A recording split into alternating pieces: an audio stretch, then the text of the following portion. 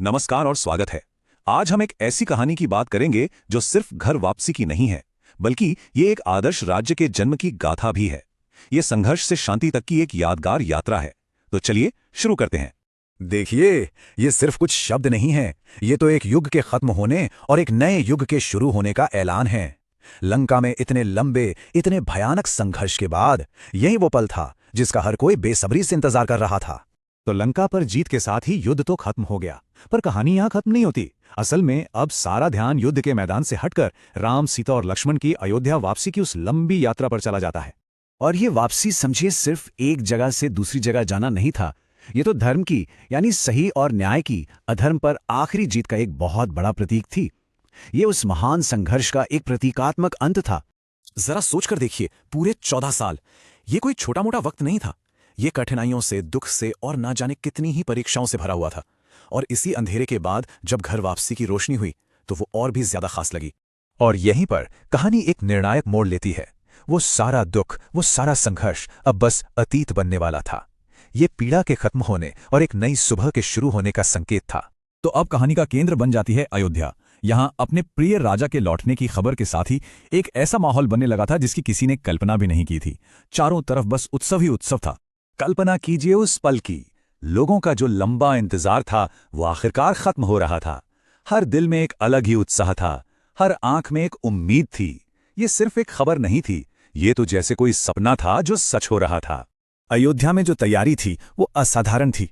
ये सिर्फ सजावट नहीं थी, बल्कि ये तो लोगों का अपने राजा के लिए जो गहरा प्यार था, जो विश्वास था, वो छलक रहा था। हर दिया एक प्रार्थना बन गया था और हर सजावट एक स्वागत गीत। और फिर वो पल आ ही गया। राम, सीता और लक्ष्मण पुष्पक विमान से अयोध्या की धरती पर उतरे। घर वापसी का ये वो शिखर था, एक ऐसा नजारा जिसकी कल्पना हर अयोध्यावासी ने न जाने कितने सालों से की थी।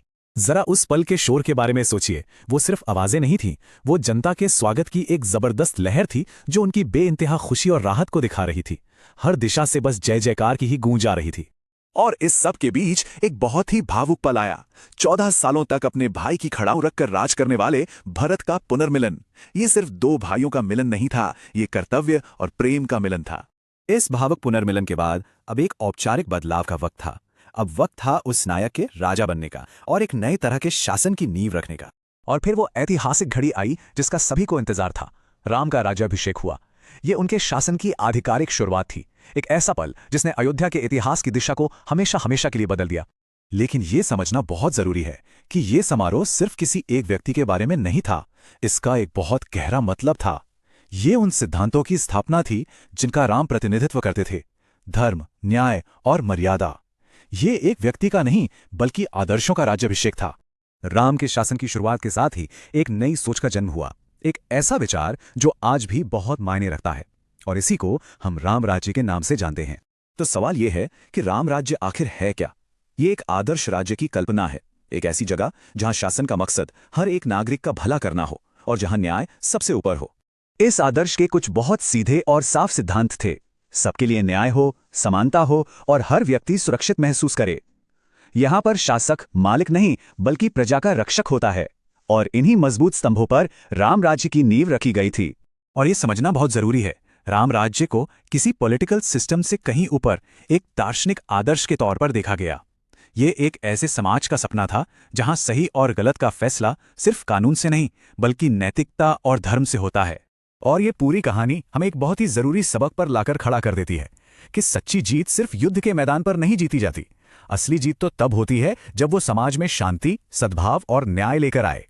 जैसे जैसे ये कहानी अपने अंजाम तक पहुंचती है, ये हमें एक गहरे सवाल पर सोचने के लिए मजबूर करती है। आखिर वो क्या चीज है जो किसी भी सामान्य राज्य को एक आदर्श, एक स्वर्ग बना देती है? और इस सवाल का जवाब इसी कहानी के सार में छिपा है। ये नेतृत्व और नैतिकता के बारे में है। जब कोई शासक धर्म के रास्ते पर चलता है तो वो सिर्फ शासन नहीं करता, बल्कि एक ऐसे स्वर्ग को बनाता है जहां हर कोई खुश रह सकता है, आगे बढ़ सकता है। और यही राम राज्य का सच्चा संदेश है।